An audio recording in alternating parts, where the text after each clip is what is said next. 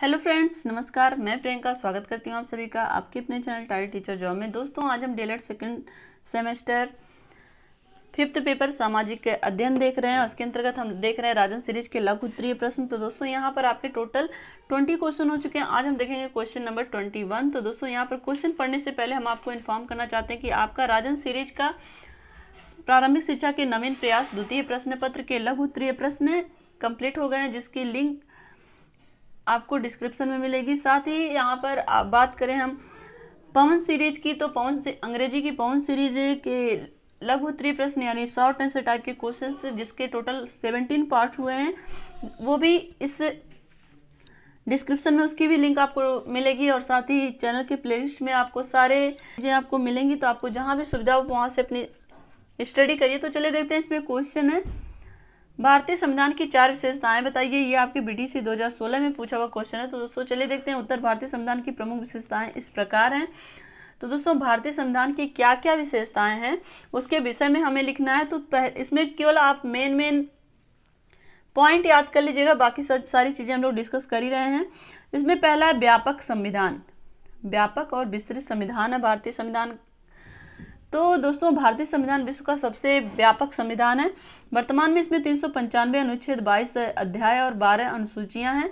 जबकि अगर हम अमेरिका की बात करें तो अमेरिका के संविधान में केवल 7, कनाडा के संविधान में केवल 47 और ऑस्ट्रेलिया के संविधान में 128 और दक्षिण अफ्रीका के संविधान में 153 अनुच्छेद हैं। तो दोस्तों, यहाँ पर हम बात करें तो सबसे ज़्यादा अनुच्छेद कहाँ है? भारत के संविधान में। तो अब हम देखें यहाँ पे नंबर 2। दोस्तों, यहाँ पर अगर आप याद कर पाइएगा तो ये कंपैरिजन के लिए आप अलग अलग देशों के संविधान में कितने अनुच्छेद हैं ये याद करने की कोशिश करिएगा। अब हम देखें यहाँ पे, देखिए दूसरा क्या है कि जो भारत का संविधान है वो लिखित संविधान है। भारतीय संविधान एक लिखित संविधान है। इसका निर्माण एक संविधान सभा द्वारा एक विशेष समय पर किया गया था। इसके अलावा संविधान के अधिकांश तथ्य लिखित रूप में उपलब्ध हैं। क्लियर। अब यहाँ पर हम देखें नंबर 3 पर, संपूर्ण प्रभुत्व संपन्न लोकतंत्रात्मक गणराज्य। भारत में भारतीय संविधान एक संपूर्ण प्रभुत्व संपन्न लोकतंत्रात्मक गणराज्य की व्यवस्था करता है और भारत किसी भी विषय पर निर्णय लेने में स्वयं सक्षम है। इसके अलावा भारत के राष्ट्राध्यक्ष यानी कि राष्ट्रपति का पद निर्वाचित पद है। अतः भारत एक संपूर्ण प्रभुत्व संपन्न गणराज्य है। क्लियर। तो संपूर्ण प्रभुत्व संपन्न गणराज्य एक लोकतंत्रात्मक गणराज्य है जहाँ पर प्रत्येक विषय में निर्णय लेने में भारत सक्षम है। और बात करें यहाँ पे राष्ट्राध्यक्ष यानी कि जो राष्ट्रपति है वो भी पद निर्वाचित ही पद होता है। कहने का तात्पर्य यह है कि यहाँ पर किसी भी पद को वंशवार नहीं रखा जाता है, बल्कि यहाँ पर हर पद निर्वाचन के माध्यम से ही चुना जाता है। क्लियर। तो इस तरह से हम कह सकते हैं कि भारत एक संपूर्ण प्रभुत्व संपन्न गणराज्य है। अब हम देखें यहाँ पर नंबर 4 है आपका एकात्मक लक्षणों से युक्त संघात्मक व्यवस्था।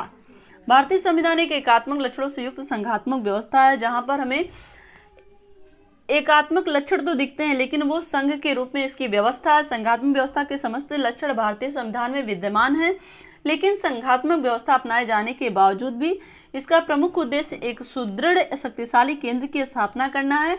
अतः भारतीय संविधान में संघात्मक व्यवस्था के साथ साथ एकात्मक व्यवस्था के लक्षणों को भी शामिल किया गया है। क्लियर। तो ये सारी चीज़ें आप केवल इसमें आप मेन पॉइंट याद कर लेंगे, बाकी सारी चीज़ें आप खुद से लिख सकते हैं कि किस तरह से भारतीय संविधान एकात्मक लक्षणों से युक्त होते हुए संघात्मक व्यवस्था रखता है। और यहाँ पर हम देखेंगे अलग अलग जाति धर्म समुदाय के लोग होते हुए भी यहाँ पर अनेकता में एकता देखने को मिलती है। तो ये सारी चीज़ें आप बहुत ही आसानी से लिख सकते हैं दोस्तों। अब हम चलिए देखते हैं यहाँ पे क्वेश्चन नंबर 22। यहाँ पे देखिए क्वेश्चन नंबर 22 है, दिन रात होने के कारणों पर प्रकाश डालिए। ये आपके बीटीसी 2016 में पूछा हुआ क्वेश्चन है। धरती स्वयं प्रकाश से प्रकाशवान नहीं है। पृथ्वी को प्रकाश तथा उष्मा सूर्य से ही प्राप्त होती है। इसी प्रकार से दिन रात का क्रम व्यवस्थित होता है। पृथ्वी पर दिन रात का क्रम इस प्रकार चलता है। तो दोस्तों, जैसा कि आप जानते हैं कि हमारी धरती पर प्रकाश खुद से उसके पास कुछ भी प्रकाश नहीं है। वो प्रकाशवान अगर होती है तो सूर्य की वजह से होती है। उसमें जो उष्मा होती है वो सूर्य की वजह से होती है। पृथ्वी का जो भाग सूर्य के सामने पड़ता है वहाँ दिन, और जो भाग सूर्य के समक्ष नहीं पड़ता है वहाँ पर रात होती है। तो दोस्तों, ये कक्षा 3 की बुक से ही हम लोग पढ़ते आ रहे हैं कि किस तरह से दिन रात का होना पाया जाता है और किस तरह से सूर्य के सामने जो भी पृथ्वी का जो पार्ट सूर्य के सामने पड़ता है वहाँ पे दिन होता है, जो पार्ट सूर्य के अपोजिट पड़ता है वहाँ पर रात होती है। इस प्रकार से पूरी पृथ्वी पर 24 घंटों में दिन रात का चक्र पूरा हो जाता है। क्लियर। अतः सूर्य के प्रकाश के कारण ही पृथ्वी पर दिन रात होता है।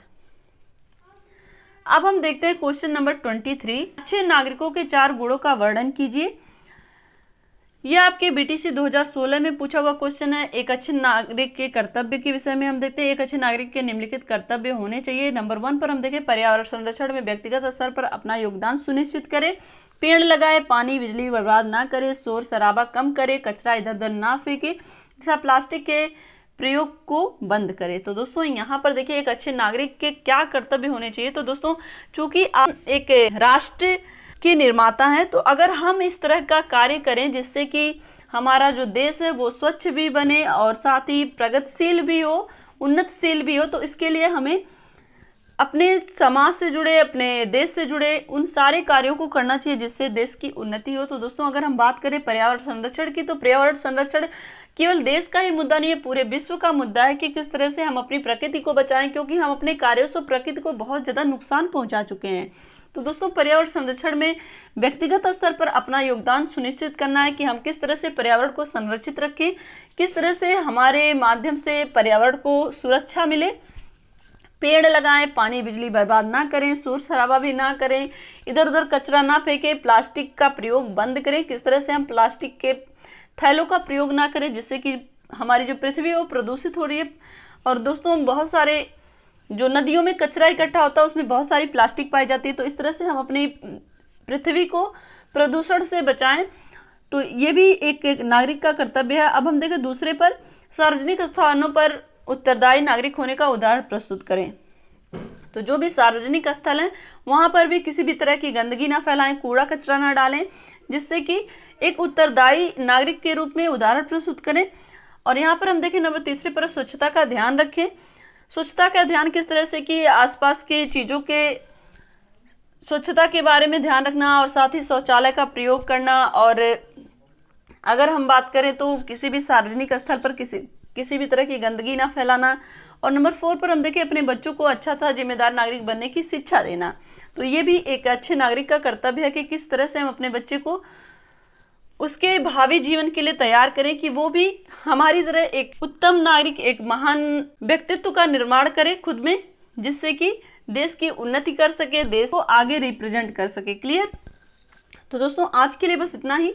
वीडियो को लाइक कर दीजिएगा और कमेंट के माध्यम से हमें जरूर बताइएगा कि हमारा ये प्रयास आपको कैसा लगता है। साथ ही अगर आप चैनल पर नए हैं तो प्लीज़ चैनल को सब्सक्राइब करके बेल आइकन बटन को जरूर प्रेस कर दीजिएगा, जिससे हमारे सभी वीडियोज़ की नोटिफिकेशन आपको मिल सके। तो हमसे जुड़ने के लिए थैंक यू सो मच। जय हिंद।